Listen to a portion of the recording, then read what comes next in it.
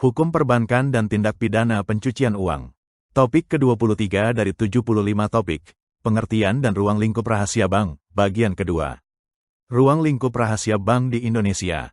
Undang-Undang Nomor 10 Tahun 1998 tidak memberikan perlindungan dalam bentuk kerahasiaan bank bagi nasabah debitur.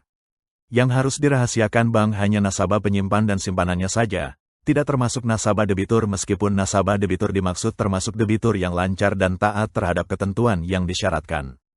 Menurut ketentuan yang ada, seluruh fasilitas kredit yang kolektibilitasnya lancar, di bawah pengawasan khusus, kurang lancar, diragukan, dan macet termasuk yang tidak dilindungi oleh ketentuan rahasia bank. Dalam hal ini, tampak bahwa Undang-Undang Nomor 10 Tahun 1998 kurang memperhatikan rasa keadilan karena masing-masing kolektibilitas tersebut berbeda-beda implikasinya terhadap dunia perbankan dan perekonomian secara keseluruhan. Catatan yang dapat diberikan terhadap ketentuan rahasia bank di Indonesia adalah bahwa peraturan perundang-undangan tidak melihat nasabah perbankan sebagai suatu kesatuan yang utuh, melainkan memilah-milah nasabah berdasarkan kepentingannya.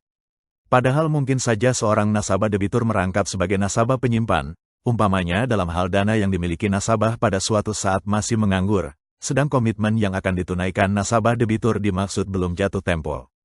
Dana nasabah debitur ini tentunya akan disimpan di bank dalam bentuk deposito atau sertifikat deposito, menunggu dipergunakan untuk membayar kewajibannya. Apakah untuk nasabah yang demikian ini ketentuan rahasia bank yang hanya melihat satu sisi saja dapat dipertahankan secara konsisten? Kasus-kasus yang muncul berkaitan dengan rahasia bank biasanya berkisar pada pengaturan mengenai rahasia bank yang kurang lengkap sehingga untuk hal-hal tertentu terdapat keraguan-raguan dalam penerapannya. Sebagian permasalahan tersebut sudah terpecahkan dengan berlakunya Undang-Undang Nomor 10 Tahun 1998 yang menetapkan bahwa ruang lingkup rahasia bank hanya meliputi nasabah penyimpan dan simpanannya saja.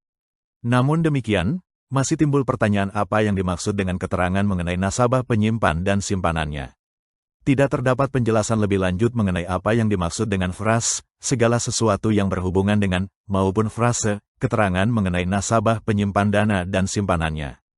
Oleh karena itu, dapat timbul keraguan-raguan apakah keterangan yang hanya menyangkut nama dan alamat seorang nasabah penyimpan yang merupakan identitas umumnya termasuk ke dalam data yang harus dirahasiakan. Juga menjadi pertanyaan apakah ketentuan rahasia bank menyangkut para nasabah yang masih aktif atau yang sudah tidak menjadi nasabah lagi dalam kurun waktu relatif lama. Mengenai hal ini tidak terdapat informasi lebih lanjut. Untuk melihat sejauh mana kerahasiaan informasi dan keuangan mantan nasabah harus dijaga, mungkin dapat dilihat pada ketentuan-ketentuan lain yang tersedia dalam ketentuan perundang-undangan kita. Pertama, Pasal 44A Undang-Undang Perbankan yang menyatakan bahwa dalam hal nasabah penyimpan telah meninggal dunia maka ahli waris yang sah berhak memperoleh keterangan mengenai simpanan nasabah penyimpan tersebut. Kedua, Pasal 322 Ayat 1 KUHP yang menyebutkan bahwa barang siapa dengan sengaja membuka rahasia yang wajib disimpannya karena jabatan atau pencahariannya, baik yang sekarang maupun yang dahulu, diancam dengan pidana penjara paling lama 9 bulan atau denda paling banyak 9 juta rupiah. Atas dasar ketentuan-ketentuan tersebut, maka data simpanan mantan nasabah menjadi wajib untuk dirahasiakan. Namun demikian, tidak terdapat rumusan yang pasti untuk data yang tercatat sampai seberapa lama harus berada di dalam catatan administrasi bank. Ketentuan rahasia bank yang bersifat relatif yang kita miliki kelihatannya perlu untuk disempurnakan di masa-masa mendatang. Jangan sampai dengan alasan untuk menjaga kerahasiaan bank, justru kita menciptakan ketidakadilan baru dengan menutup-nutupi uang haram yang tersimpan di dunia perbankan. Dengan alasan rahasia bank seperti ini dapat saja terjadi penyembunyian informasi atas nasabah tertentu. Kasus yang terjadi di PT Bank Senturi, terbuka di mana seorang nasabah diperkenankan menarik dana yang ditengarai merupakan hasil bailout dari LPS, yang karena alasan rahasia bank tidak dapat ditelusuri dengan baik oleh DPR. Dari uraian terdahulu dapat diketahui bahwa untuk memahami ketentuan perundang-undangan mengenai rahasia bank di Indonesia tidak cukup dengan melihat Undang-Undang Perbankan dan Undang-Undang Bank Indonesia, karena terdapat ketentuan peraturan perundang-undangan lainnya yang menyangkut hal itu terutama dalam kaitannya dengan pemberantasan tindak pidana korupsi dan tindak pidana pencucian uang. Undang-Undang Nomor 31 Tahun 1999 Junto Undang-Undang Nomor 20 Tahun 2001 tentang pencegahan dan pemberantasan tindak pidana korupsi, dan Undang-Undang Nomor 8 Tahun 2010 tentang pencegahan dan pemberantasan tindak pidana pencucian uang, memperjelas kerahasiaan bank di Indonesia yang bersifat relatif, di mana undang-undang dimaksud memberikan 3 jenis pengecualian terhadap ketentuan rahasia bank. 1. Pasal 22 Undang-Undang Nomor 31 Tahun 1999 Jo Undang-Undang Nomor 20 Tahun 2001 yang menyebutkan bahwa setiap orang sebagaimana dimaksud dalam Pasal 28, Pasal 29, Pasal 35, atau Pasal 36 yang dengan sengaja tidak memberikan keterangan atau memberi keterangan yang tidak benar, dipidana dengan pidana penjara paling singkat 3 tahun dan paling lama 12 tahun dan atau denda paling sedikit Rp150 juta dan paling banyak Rp600 juta. Pasal 29a. Untuk kepentingan penyidikan, penuntutan, atau pemeriksaan di sidang pengadilan, penyidik, penuntut umum, atau hakim berwenang meminta kepada bank tentang keadaan keuangan tersangka atau terdakwa. B. Permintaan keterangan kepada bank sebagaimana dimaksud dalam ayat 1. Diajukan kepada Gubernur Bank Indonesia sesuai dengan peraturan perundang-undangan yang berlaku. C. Gubernur Bank Indonesia berkewajiban untuk memenuhi permintaan sebagaimana dimaksud dalam ayat 2, dalam waktu selambat-lambatnya 3 hari kerja, terhitung sejak dokumen permintaan diterima secara lengkap. D. Penyidik, penuntut umum, atau hakim dapat meminta kepada bank untuk memblokir rekening simpanan milik tersangka atau terdakwa yang diduga hasil dari korupsi. E. Dalam hal hasil pemeriksaan terhadap tersangka atau terdakwa tidak diperoleh bukti yang cukup, atas permintaan penyidik, penuntut umum, atau hakim, bank pada hari itu juga mencabut pemblokiran. Penyidik, penuntut umum, atau hakim dapat meminta kepada bank mengenai harta milik tersangka atau terdakwa. Gubernur Bank Indonesia berkewajiban memberikan data-data tersebut apabila terdapat bukti yang cukup untuk menetapkan tersangka menjadi terdakwa. Dengan tidak diindahkannya perintah tersebut, maka setiap orang yang tidak memberikan data dikenakan sanksi pidana. 2. Pasal 45 Undang-Undang Nomor 8 Tahun 2010, yang menyebutkan bahwa dalam melaksanakan kewenangannya sebagaimana dimaksud dalam undang-undang ini, terhadap PPATK tidak berlaku ketentuan peraturan perundang-undangan dan kode etik yang mengatur kerahasiaan, yang dimaksud dengan kerahasiaan, antara lain rahasia bank, rahasia non-bank, dan sebagainya. 3. Pasal 72 Ayat 2 Undang-Undang Nomor 8 Tahun 2010, yang menyebutkan bahwa dalam memintakan keterangan terhadap penyidik, penuntut umum, atau hakim tidak berlaku ketentuan undang-undang yang mengatur tentang rahasia bank dan kerahasiaan transaksi keuangan lainnya. Pihak-pihak yang berkewajiban merahasiakan. Menurut Pasal 47 Ayat 2 Undang-Undang Nomor 10 Tahun 1998 yang berkewajiban memegang teguh rahasia bank ialah 1. Anggota Dewan Komisaris Bank dan anggota Direksi Bank. 2. Pegawai Bank. 3. Pihak terafiliasi lainnya dari bank. Pengertian pegawai bank. Siapa sajakah yang dapat dikategorikan sebagai pegawai bank, yang dimaksudkan dalam Pasal 47 Ayat 2 Undang-Undang Nomor 10 Tahun 1998 itu?